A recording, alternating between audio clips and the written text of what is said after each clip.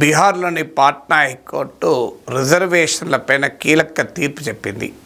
మీకు గుర్తుండే ఉంటుంది, ఎన్డీఏ గవర్నమెంట్లో చేరకముందు అంటే బీజేపీతో మైత్రికి ముందు నితీష్ కుమార్ మహాగఠబంధన్ నాయకుడిగా కాంగ్రెస్ ఆర్జేడీలతో ఉండగా కాస్ట్ సర్వే కుల జనగణన బీహార్లో జరిపించి ఆ కుల జనగణన కాస్ట్ సెన్సెస్ ఆధారంగా వచ్చినటువంటి డేటాతో బీహార్లో రిజర్వేషన్లను 50% నుంచి 65% పెంచారు.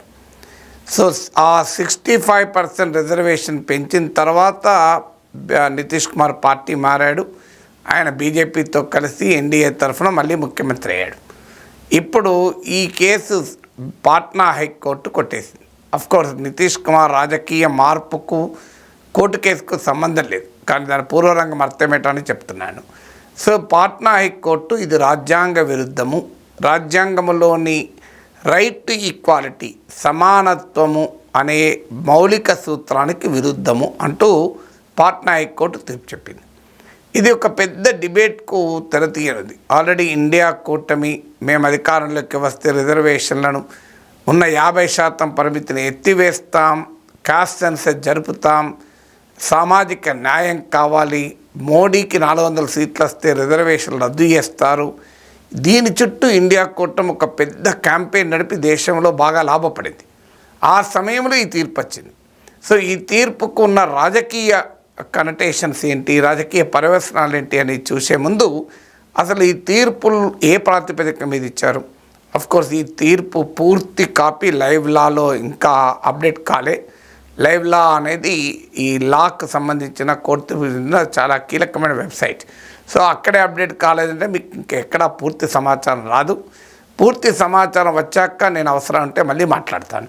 కానీ ఇప్పటివరకు ఉన్న ఈ కోర్టు తీర్పు పైన వివరాలు ఏంటంటే ఇది రైట్ టు ఈక్వాలిటీకి వ్యతిరేకము అని. ఇది బీహార్లో పాట్నా హైకోర్టు ఇప్పుడు చెప్పడం కాదు, సుప్రీంకోర్టు అనేక తీర్పుల్లో చెప్పింది. మండల్ కమిషన్ తీర్పుగా పేరుగాంచిన చారిత్రాత్మకమైన ఇందిరా సహాని వర్డిక్ట్తో సహా అనేక తీర్పుల్లో మళ్ళీ చెప్పింది. సుప్రీంకోర్టు ఇచ్చిన లాజిక్ ఏంటి అంటే భారత రాజ్యాంగంలో 3 నిబంధనలు ఉన్నాయి. ఒకటి రైట్ టు ఈక్వాలిటీ, సమానత్వం.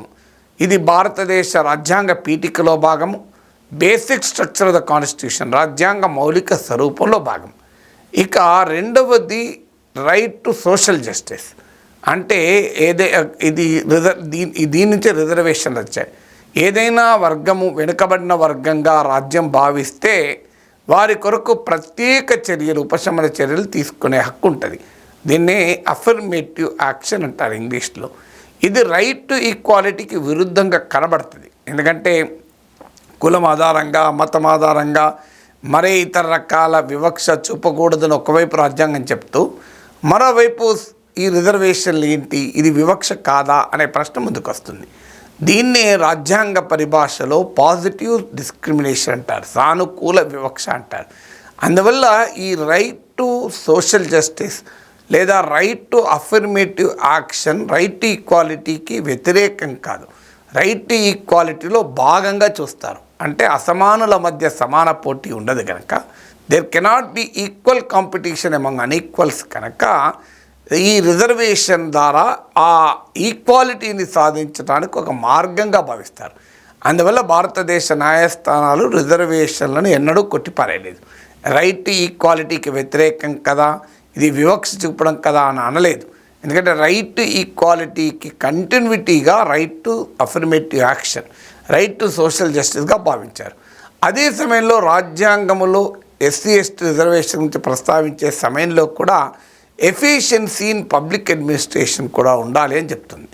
అంటే ఈ మూడింటిని బ్యాలెన్స్ చేయాలి. ఒకటి సమానత్వం, 2 సానుకూల వివక్ష, 3 పాలనలో సామర్థ్యం. ఈ మూడింటిని బ్యాలెన్స్ చేయాలంటే రిజర్వేషన్లు 50% దాటకూడదు. ఇది భారత సుప్రీంకోర్టు అనేక తీర్పులో చెప్పింది. Balancing between the competing constitutional provisions demand that the reservation limit should be 50% అనేది సుప్రీంకోర్టు తీర్పుల సారాంశం. అందువల్ల ఈ 3 రాజ్యాంగ నిబంధనల మధ్య సమతుల్యత సాధించడం కొరకు 50% అనే లిమిట్ పెట్టారు. ఎందుకంటే 50% దాటి రిజర్వేషన్లు ఇస్తే సమాన అవకాశాలు దెబ్బతింటాయి కదా అనేది రాజ్యాంగ ఉద్దేశం. అందుకే పాట్నా హైకోర్టు కూడా ఈ 65% రిజర్వేషన్లు రైట్ టు ఈక్వాలిటీకి విరుద్ధము అని చెప్పింది.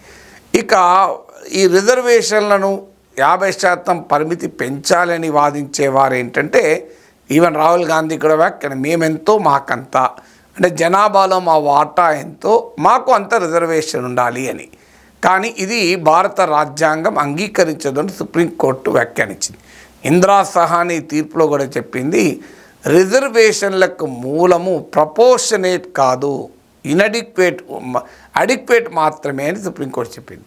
అంటే ఒక వర్గము వెనుకబడిన వర్గంగా ఉన్నప్పుడు వారికి చాలినంత ప్రాతినిధ్యం కల్పించడమే రిజర్వేషన్ల ఉద్దేశం తప్ప వారికి జనాభాలో దామాషా పద్ధతిలో కల్పించడం కాదు అని చెప్పింది. అంటే నాట్ ప్రపోర్షనేట్ బట్ అడిక్వేట్ అని.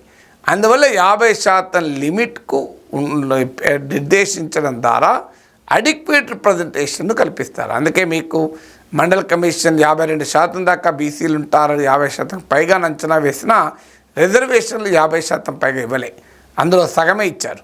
సో ఇది భారత రాజ్యాంగం పైన సుప్రీంకోర్టు ఇచ్చిన తీర్పుల సారాంశం. ఇప్పుడు పాట్నా హైకోర్టు తీర్పు డెఫినెట్గా ఒక పొలిటికల్ ఇష్యూ ముందుకు వస్తుంది. నితీష్ కుమార్ మద్దతు మోడీ ప్రభుత్వానికి కీలకము. నితీష్ కుమార్ ప్రభుత్వమే 65% రిజర్వేషన్లు తెచ్చింది. ఇప్పుడు ఏం చేస్తుంది కేంద్ర ప్రభుత్వం? చాలా కాలంగా డిమాండ్ ఉంది, ఈ రిజర్వేషన్లపైన 50% పరిమితి ఎత్తివేస్తూ పార్లమెంట్ చట్టం చేయాలి, లేదు కనీసం బీహార్ రిజర్వేషన్ చట్టాన్ని తీసుకెళ్ళి 9th షెడ్యూల్లో పెట్టాలి.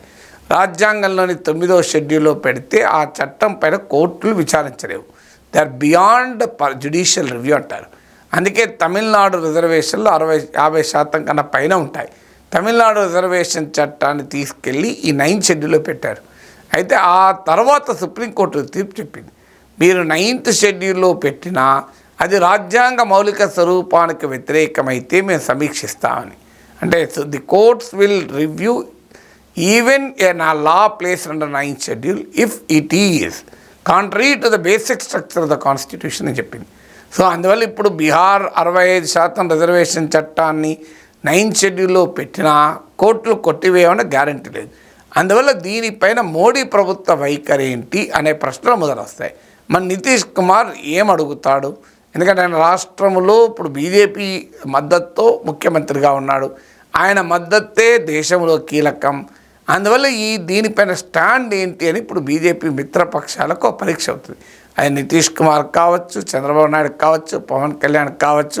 ఈ ప్రశ్న వస్తుంది, ఎందుకంటే ఆంధ్రప్రదేశ్లో కాపుల రిజర్వేషన్లు అడుగుతున్నారు, మహారాష్ట్రలో మరాఠాల రిజర్వేషన్లు అడుగుతున్నారు. సో ఇలా అనేక చోట్ల రిజర్వేషన్ల డిమాండ్లు ఉన్నాయి. సో ఈ రిజర్వేషన్ డిమాండ్లను సామాజిక న్యాయంగా చూస్తాం అని ముస్లిం రిజర్వేషన్ల పైన లోకేష్ కూడా వ్యాఖ్యానించారు. అందువల్ల ఇప్పుడు ఈ పాట్నా హైకోర్టు తీర్పు ఒక మరో రౌండ్ పొలిటికల్ బ్యాటిల్కు కారణం కానుంది.